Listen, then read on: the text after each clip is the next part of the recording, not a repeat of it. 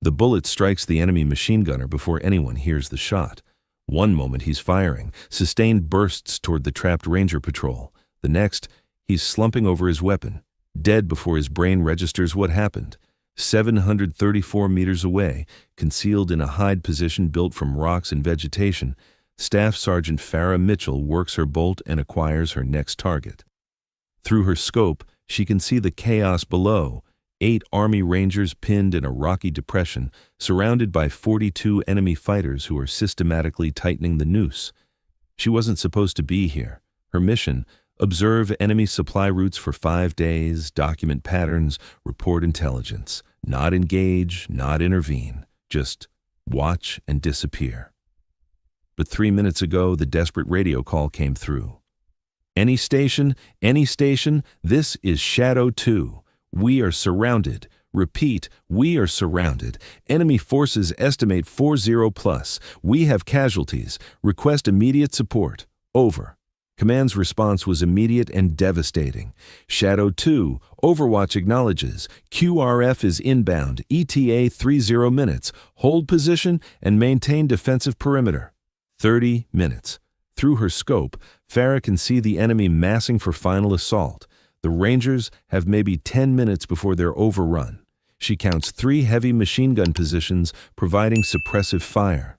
6-man assault squad moving to attack position, another 6 fighters flanking from the south, more enemies moving from a fortified compound 2 kilometers away.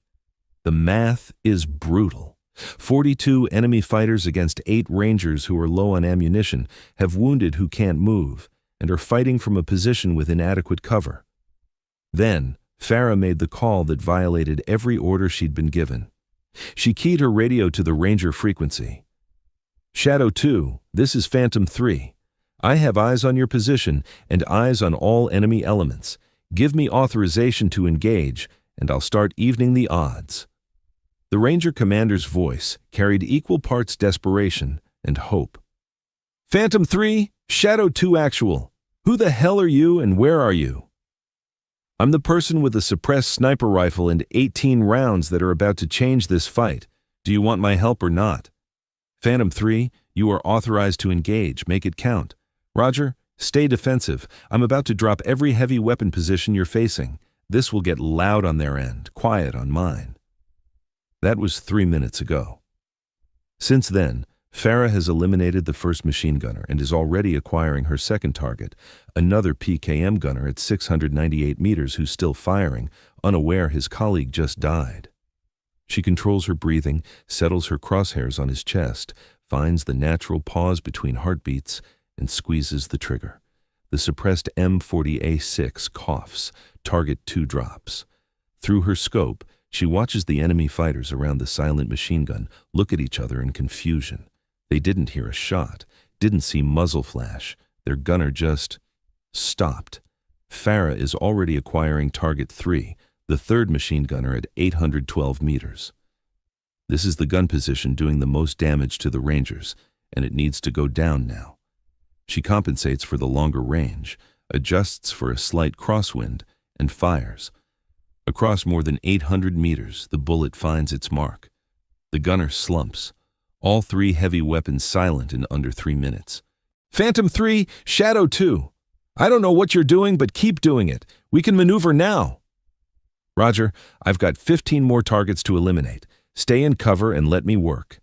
Farah shifts her aim to the 6-man assault squad that's been moving toward the Ranger position. They're spread out, using terrain for cover, professional tactics that make them harder targets.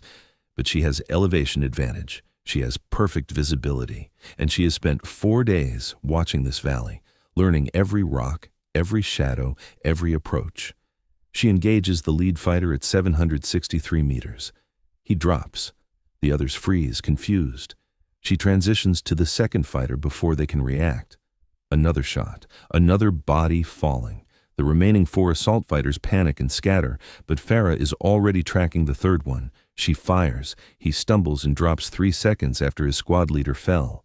18 rounds loaded when this started. 15 left now. 15 more enemies who are about to discover that the most dangerous person on a battlefield is the sniper you never knew existed. Before I show you how Farah Mitchell systematically eliminated 18 enemy combatants in 23 minutes and saved an entire Ranger patrol from annihilation, drop a comment telling us where in the world you're watching from and hit subscribe. Because this story proves that sometimes one person with perfect precision can change everything. Now let's get into it. 4 days earlier. The helicopter insertion happens in complete darkness, no lights, no sound except rotor wash that fades quickly as the Black Hawk disappears back toward friendly territory. Staff Sergeant Farah Mitchell and her spotter, Corporal Jesse Romano, are alone in enemy territory with a mission that's straightforward on paper and brutal in execution. Observe enemy supply routes, document patterns, identify high-value targets, duration, 5 to 7 days, rules of engagement, defensive only unless directly engaged. Straightforward, simple, except they're being inserted 12 kilometers behind enemy lines in terrain where getting caught means capture or death. You good? Romano asks as they begin moving away from the landing zone. I'm good. Let's find our position and get invisible. They move through mountainous terrain using night vision, covering 3 kilometers in 2 hours. Slow, deliberate movement that prioritizes silence and concealment over speed. When they reach the ridge overlooking the valley where intelligence says enemy supply routes converge, they begin constructing their hide.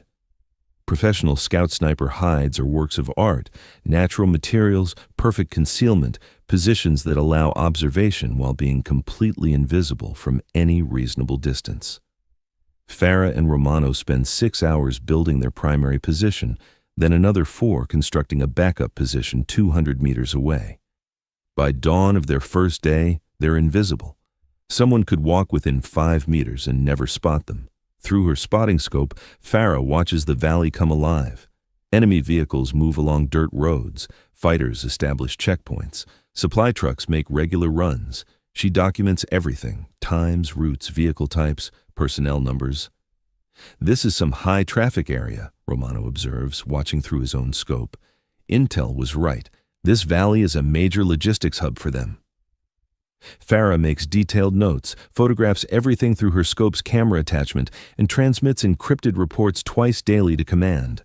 Professional, thorough, exactly what she's trained to do. The work is tedious but critical. Every vehicle tracked, every pattern documented, every piece of intelligence gathered could lead to future operations that save American lives.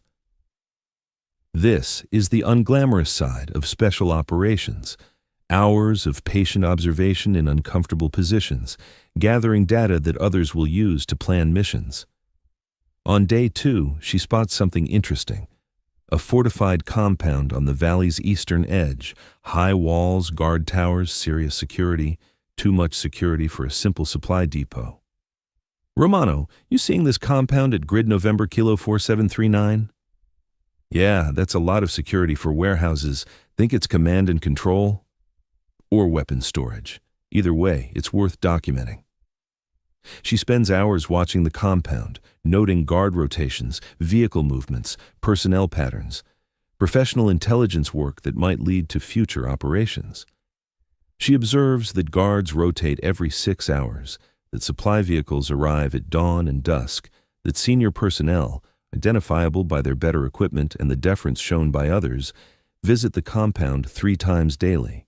All of this goes into her reports. All of this becomes part of the intelligence picture that will eventually lead to action. On day 3, the situation changes. Through her scope, Farah watches American forces, a Ranger patrol conducting reconnaissance, moving through the valley below. 8 operators, professional fieldcraft, maintaining good tactical discipline. We've got friendly forces in the sector, she reports to Romano. Ranger patrol, 8 personnel, looks like they're doing the same thing we are. Should we make contact? Negative. They don't know we're here, and our orders are to stay invisible. We keep watching. But Farah feels uneasy. The Rangers are good, but they're down in the valley where enemy forces can see them. She's on high ground where she can see everything, including enemy forces that are tracking the Ranger patrol. Romano, I'm seeing enemy elements shadowing the Rangers. Multiple positions, looks coordinated. They're setting up an ambush. Should we warn them? Farah hesitates. Breaking radio silence to warn the Rangers would reveal her position and compromise her mission. But letting them walk into an ambush would mean American casualties she could have prevented. The decision takes 3 seconds. Some rules are made to be broken. She makes the call. Shadow 2, this is Phantom 3 on emergency frequency. You have multiple enemy elements tracking your position. Recommend you alter course northeast and avoid grid November Kilo 4827. Acknowledge. Response is immediate. Phantom 3, Shadow 2 copies, altering course. Thanks for the heads up. Can you provide overwatch? Negative, Shadow 2. I'm mission focused elsewhere. Stay sharp. Phantom 3 out. The Rangers alter their route, avoiding the ambush. The enemy forces, frustrated at losing their targets, disperse back to their positions. Crisis averted. But Farah knows the enemy won't give up. They know Americans are operating in this valley. They'll be watching, waiting, preparing a better trap. On day 4, her instinct proves correct. The Ranger Patrol returns to the valley, different route, different time, trying to gather more intelligence, and the enemy is ready this time. 40-plus fighters positioned in a perfect ambush, waiting for the Rangers to enter the kill zone. Farah watches it unfold with growing dread. The Rangers are moving carefully, maintaining security, doing everything right. But they're walking into a trap that's been prepared specifically for them. Romano, they're about to get hit. Multiple enemy positions, coordinated ambush. This is going to be bad. Do we intervene? Our orders are observe only unless directly engaged. Farah, if we don't do something, those Rangers are dead. She knows he's right. Knows that 8 Americans are about to be killed because she's following orders to stay invisible and observe. Then the ambush is triggered. The ambush. It happens fast. The Rangers are moving through a narrow section of the valley when enemy fire erupts from 3 directions simultaneously.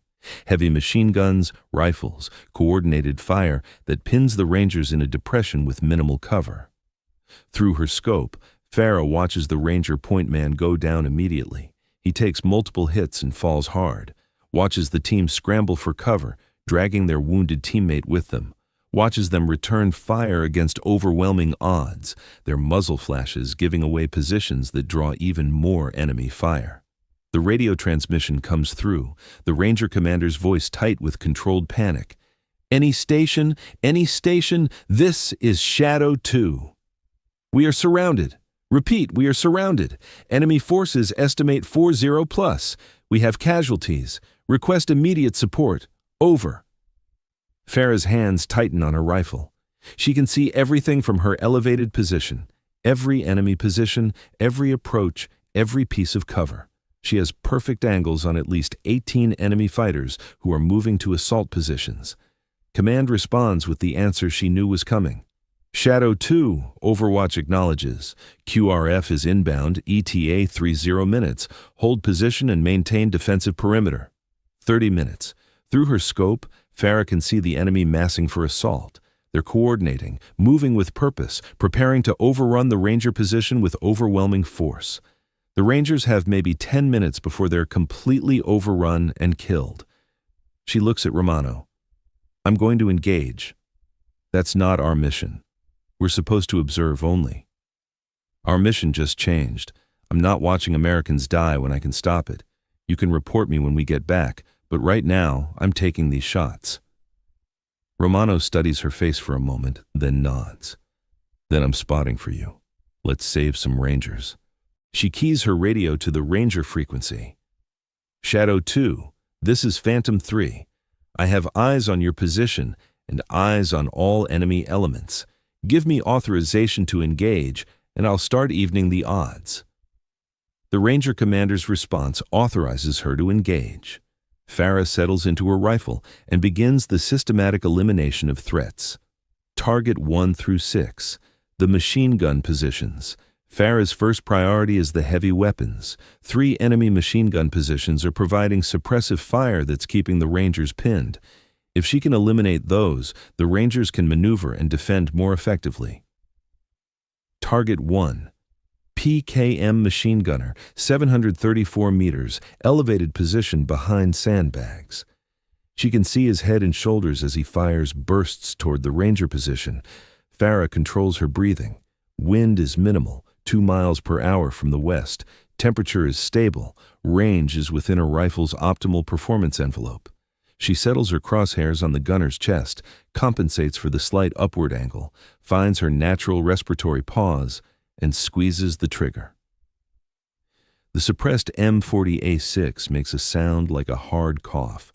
The bullet travels 734 meters in just over a second and strikes exactly where she aimed.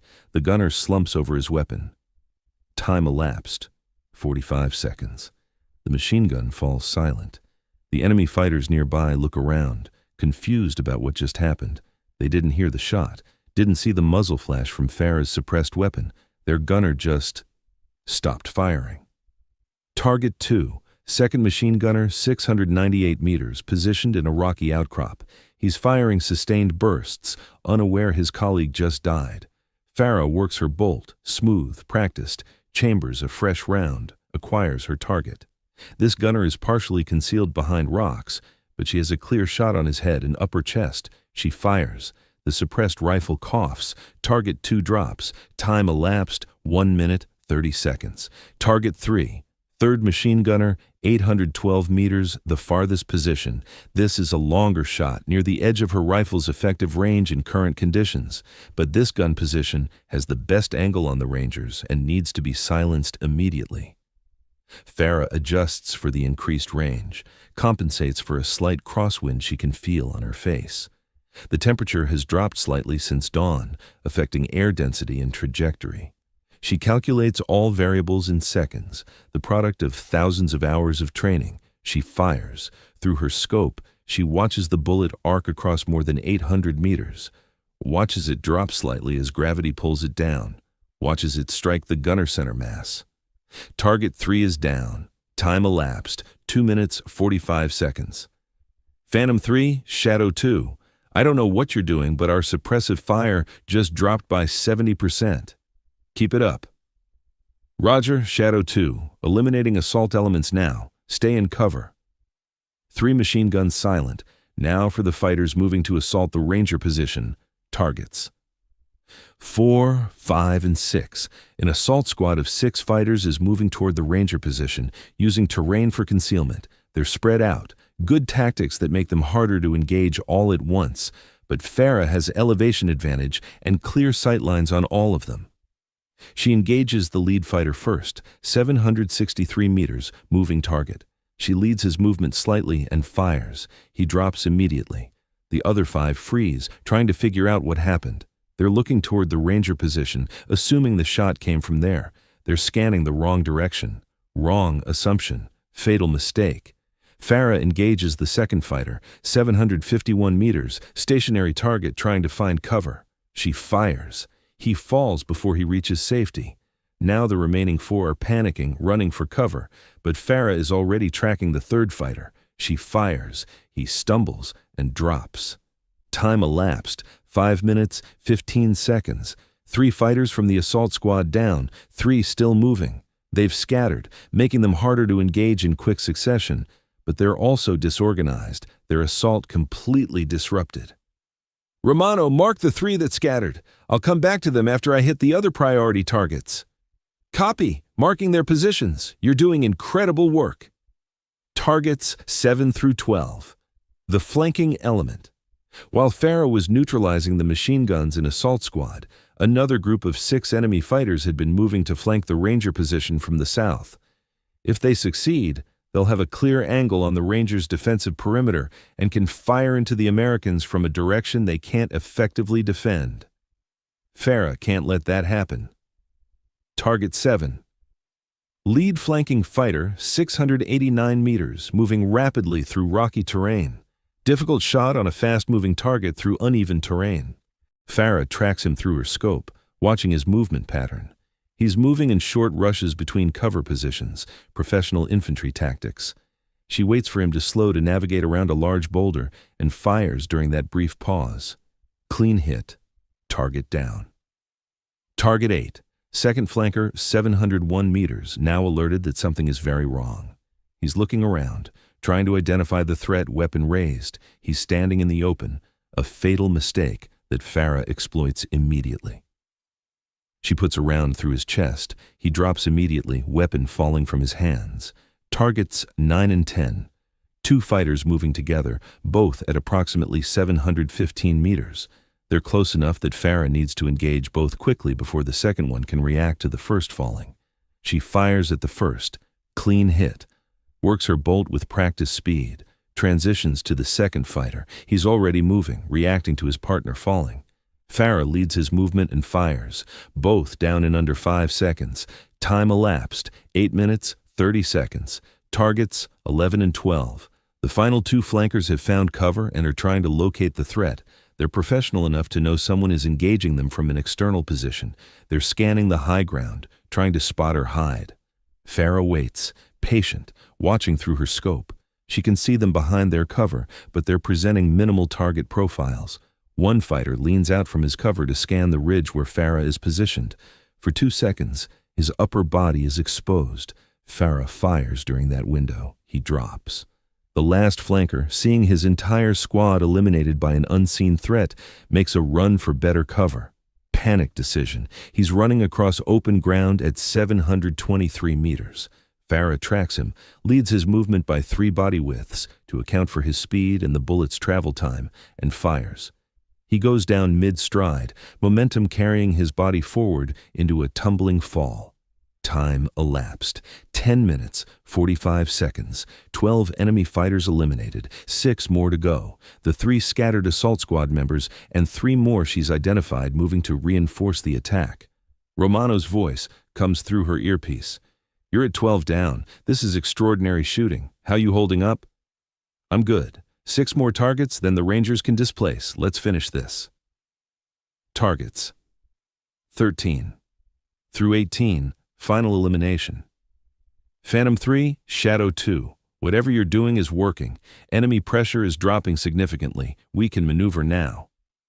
Roger, Shadow 2. I've got 6 more targets to neutralize. Then you should have clear route to displace northeast. Stand by. Farah identifies her remaining targets.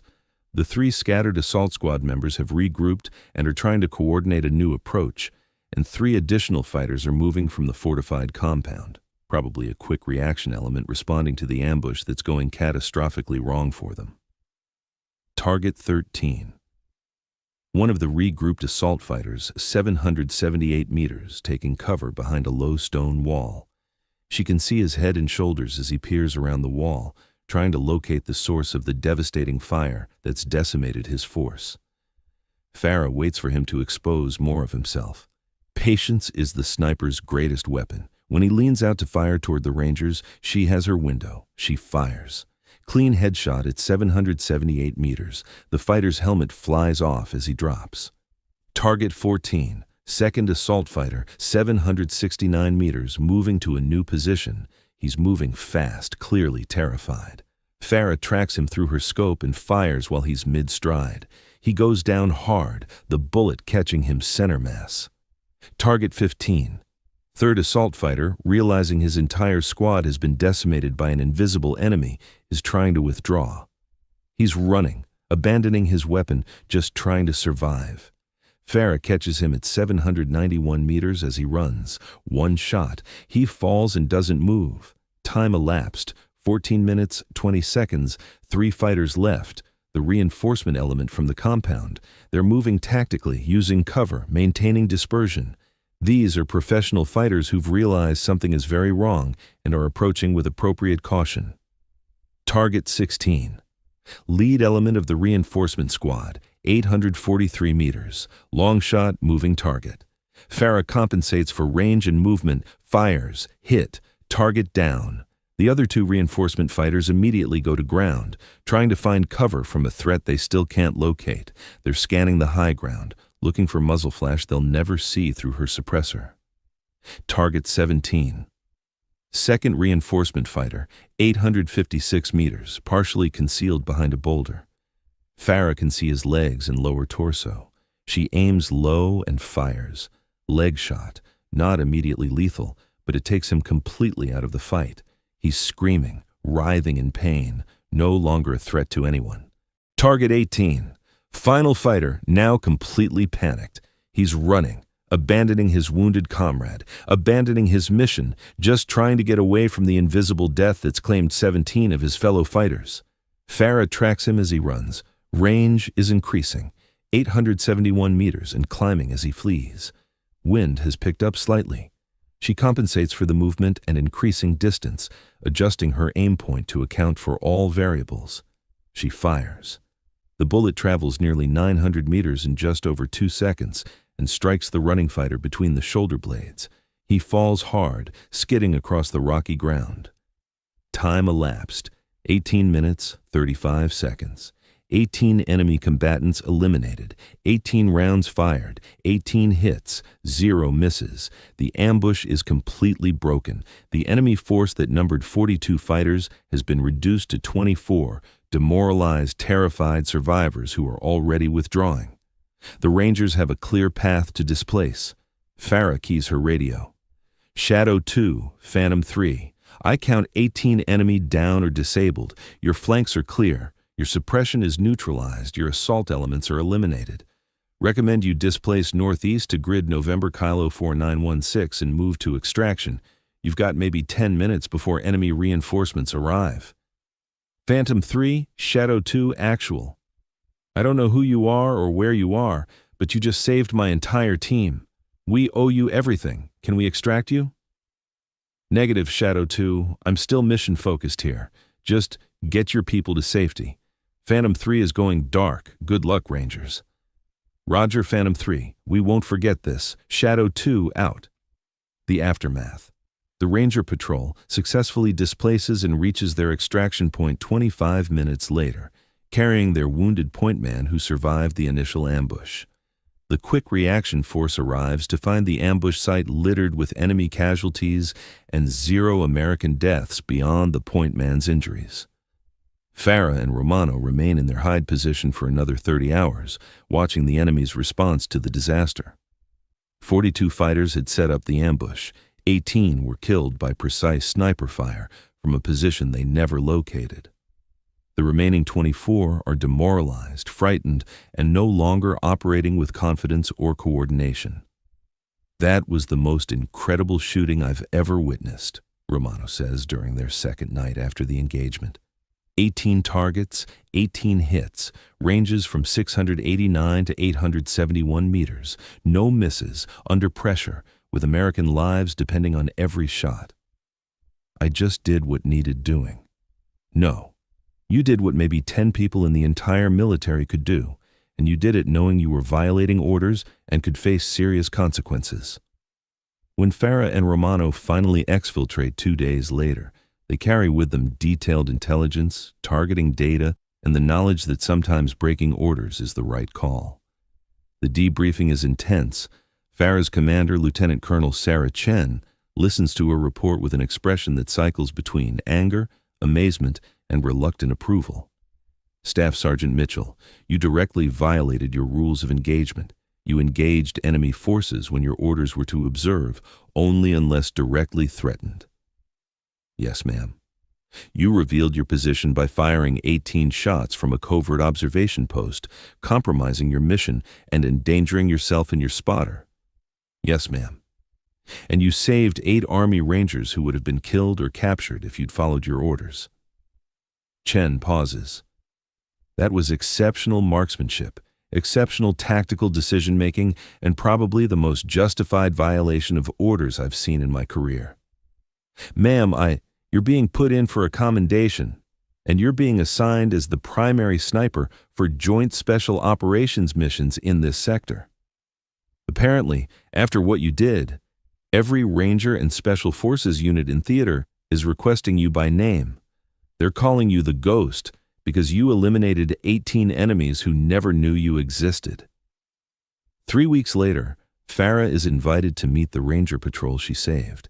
The meeting happens at a forward operating base, away from official channels. Captain Jake Morrison, the Ranger Patrol commander, shakes her hand with genuine emotion. Staff Sergeant Mitchell, I need you to understand something. When we radioed that we were surrounded, I thought we were all going to die.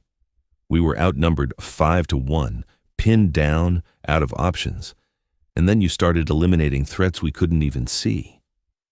I just did what needed doing, sir. No, you did what most people wouldn't have the skill or courage to do. 18 targets eliminated in 18 minutes with 18 rounds. Not one miss. That's not just skill. That's being an artist with a rifle. That's being the difference between my entire team dying and all of us going home. One of the other Rangers, Sergeant Marcus Webb, the point man who'd been wounded in the initial contact but survived, adds, "Ma'am, you saved my life, saved all our lives. We were done, finished, and then you appeared from nowhere like a ghost and just eliminated every threat around us. If you ever need anything, you call us. Rangers take care of their own, and you're one of us now." 6 months later. The mission comes through routine channels, but Farah recognizes the significance immediately. The fortified compound she'd been observing, the one with too much security for a simple supply depot, has been confirmed as an enemy command center. A joint Ranger Special Forces team is tasked with raiding it, and they've requested Farah as their overwatch sniper. "You know this compound better than anyone," the operations officer explains during the briefing. "You watched it for 4 days. You know the guard rotations, the patterns, the approaches. We need you providing overwatch during the raid." Farah studies the compound through the briefing photos and recognizes every detail. "I can do this. I'll need a position with clear sightlines on the guard towers and main compound, and I'll need authorization for immediate engagement if threats appear." "You'll have full authorization. This is your show, Staff Sergeant. Tell us what you need." The operation launches 3 days later. Farah is inserted to a ridge position overlooking the compound, the same general area where she'd been 6 months ago, but with a specific hide position built for this mission. As the Ranger SF team approaches the compound, Farah provides real-time intelligence updates. "Shadow 1, Phantom 3. I have eyes on 4 guard towers, each with 2 personnel. I'm tracking additional patrols, updating your tactical display now." The raid team moves into position. Farah's job is to eliminate any threats that could compromise the mission before they can raise an alarm. Guard Tower 1. 2 sentries at 687 meters. When they turn to face each other to talk, Farah has a 2-second window where both are aligned in her scope. She fires twice in quick succession, 2 suppressed shots within 3 seconds. Both drop silently. Guard Tower 2. 2 sentries at 709 meters. She waits for the perfect moment, when both are facing away from each other, limiting their field of view. Then she eliminates both with precise shots to the head and upper chest. Guard Towers 3 and 4. She repeats the process with methodical precision. 8 sentries eliminated in under 3 minutes with 0 alarms raised. Shadow 1, Phantom 3. All guard towers neutralized. You're clear to approach. The raid team breaches the compound, secures high-value intelligence, and extracts without casualties. Perfect execution enabled by perfect overwatch. Later, the Ranger team commander approaches Farah. "You know, when we requested you for this mission, some people questioned whether we needed a sniper for a raid. After tonight, nobody's questioning it. You eliminated 8 sentries before they could raise any alarm. Made our job about 100 times easier." "That's what Overwatch is supposed to do, sir. Most snipers can shoot. You can shoot and make tactical decisions that change everything. That's the difference." 2 years later, Master Sergeant Farah Mitchell sits in a briefing room at Special Operations Headquarters, watching a new class of scout snipers learn about real-world applications of their training. The students study the tactical breakdown, the angles, the ranges, the target prioritization, the systematic elimination of threats. The key lessons here, the instructor continues, are patience, precision, and tactical decision-making. The sniper didn't engage all targets simultaneously. She prioritized machine guns first to relieve pressure on the friendlies, then assault elements that were moving to attack, then flanking forces that threatened to envelop the position. Each shot was calculated to maximize impact on the enemy's ability to assault the friendly forces. One student raises his hand. "Sir, the file says this sniper violated her orders to engage. How did that affect her career? Before the instructor can answer, Farah stands from the back of the room where she's been observing. It affected my career by teaching me that sometimes the right call isn't the one that follows orders. It's the one that saves lives. The students turn to look at her, recognition dawning on some faces. Sometimes you have to make decisions that could end your career. Sometimes you have to trust your training and your judgment over what's written in a rule book. And sometimes the most important thing you can do is pull the trigger when people are depending on you, even if nobody authorized you to do it. She walks to the front of the room. Those 18 shots weren't just marksmanship. They were 18 decisions, 18 calculations, 18 moments where I chose to trust my training and take responsibility for the outcome. That's what being a scout sniper means. It's not just shooting. It's being willing to make the hard calls when lives are on the line. The instructor nods.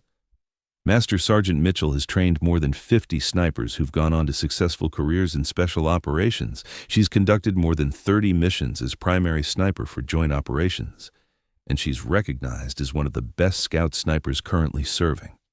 After the class, several students approach Farah with questions. One young Marine asks, "Master Sergeant, were you scared when you decided to engage against orders?" Terrified. I knew I could be court-martialed, knew I could lose everything I'd worked for, but I also knew that 8 Rangers would die if I didn't act. The fear of losing my career was nothing compared to the fear of watching Americans die when I could prevent it. How did you stay calm enough to make 18 perfect shots? Because I'd trained thousands of times, because I trusted my skills, and because once I made the decision to engage, I couldn't afford to doubt myself. Doubt gets people killed. Confidence backed by training saves lives. Another student asks, "What was the hardest shot?" Target 18. He was running away at 871 meters. Range was increasing with every second. Wind had picked up. But he was still a threat. He could regroup with others, lead them back, help coordinate a counterattack. I had to make that shot even though it was at the edge of my effective range. That's when training becomes everything. You don't think. You just execute what you've practiced 10,000 times.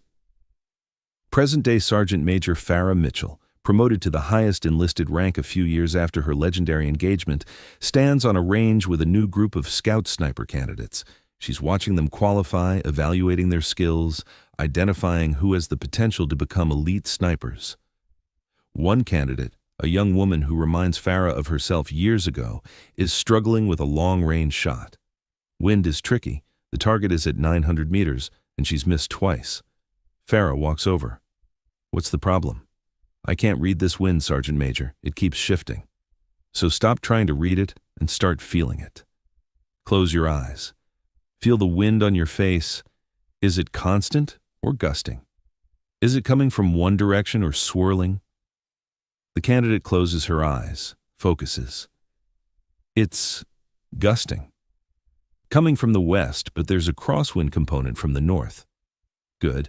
Now, what do you do with that information? Compensate for both, adjust my hold, wait for the gust to pass, then fire in the lull? Exactly. Trust what you're feeling, not what you think you should be feeling. Your body knows things your mind hasn't processed yet. The candidate settles into her rifle, waits for the wind to calm, and fires. The target indicates a hit. Nice shot. Now do it 9 more times. Consistency is what separates good snipers from great ones. As Farah watches the candidates train, she thinks about that day, 6 months into her deployment when she decided to break orders and save 8 Rangers. Thinks about the 18 shots that changed everything, not just for those Rangers, but for her entire career. She'd been a staff sergeant with a promising career. Now she's a sergeant major training the next generation, teaching them not just how to shoot, but how to think, how to make decisions under pressure, how to trust themselves when everything is on the line. All because she made the right call when it mattered most. The most important lesson she teaches isn't about windage or elevation or ballistic calculations. It's about having the courage to make the hard decisions when lives depend on you. About trusting your training even when you're terrified. About being willing to take responsibility for the outcomes of your actions. Because sometimes the most important shot isn't the one that hits the target. It's the one you're willing to take when everyone says you shouldn't. She remembers the radio call that started it all. We are surrounded. Request immediate support. She remembers making the decision to respond, even though her orders said to observe only. She remembers settling into her rifle and beginning the engagement that would define her career.